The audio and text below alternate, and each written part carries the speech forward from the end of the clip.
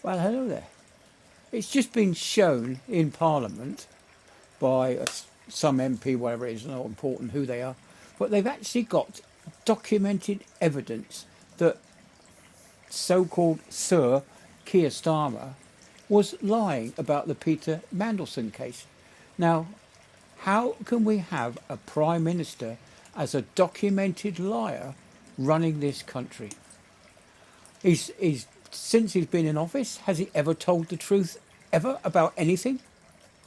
He failed to tell us the truth about the Ruba Cabana case. He forgot to tell us about the fact that the £22 billion had been found, well, was never missing in the first place. What else has he told us about? Oh, there's all these U-turns that he's done.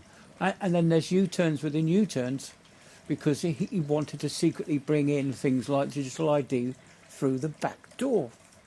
Now, he's told us the other day that he wants to bring us back into Europe without going through Parliament and the rest of the MPs and having a vote on it. He's decided that he's going to take the UK back into the EU. Now, I don't think that's acceptable at all. No matter what your politics are, we voted to come out of the EU, and he's not following a democratic process.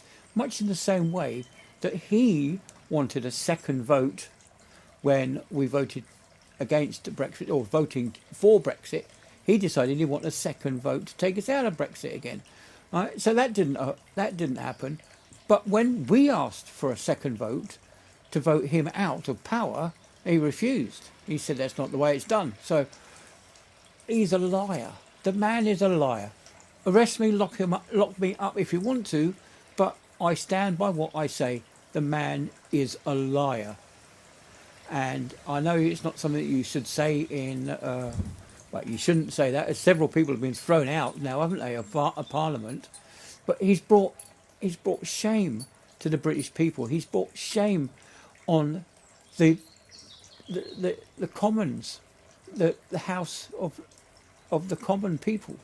He's brought shame upon us. The man is destroying the country. He's destroyed Labour, which is probably a good thing, but he's destroying the reputation of the House of Commons simply because he's got away with so many lies. We just cannot carry on like this. Starmer's got to go, Labour's got to go, and we have to have change, no matter who you vote for, as long as we try and stick together. At the moment, the only party that I can see, personally I can see, would be Reform. The other one is too new. It's not got enough votes behind it to make any difference. Okay, if you vote for Reform, it's only for 4 years, and then once the other parties can get the ball rolling, fully get the ball rolling, then we might have a second party worth voting for. But you can't vote Labour. Definitely can't vote Labour. Green would be an absolute disaster, although Labour is pretty close to being the worst party out there. And of course you can't vote Conservative because we get the same old, won't we? So we have to vote something different. No point voting independence. There's no point voting for any of the others. We've got to stay steady. We've got to stay focused. We've got to get Labour out. Labour will never see another, not in our lifetimes anyway. I don't feel the way that they've continually gone bankrupt. We are on the point of bankruptcy now, where we just cannot tax the people, you and me. They can't tax us enough to pay the debts that we've already got. We're having to borrow more and more money to pay the interests on the loans that we've got, so we can't afford the loans that we have. But we can afford to send money overseas as foreign aid. We can afford to house these illegal immigrants that are coming to the UK for no other reason than for the moolah that they can get. We can no longer afford to send foreign aid to farmers overseas to offset their carbon footprint by having a net zero farming policy. We cannot afford to send money overseas so that we can enforce our net zero policy on foreign countries.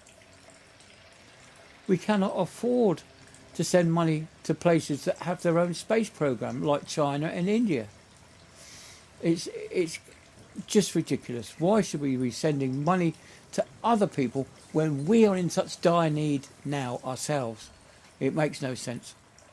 This whole government makes no sense whatsoever, and we do need change.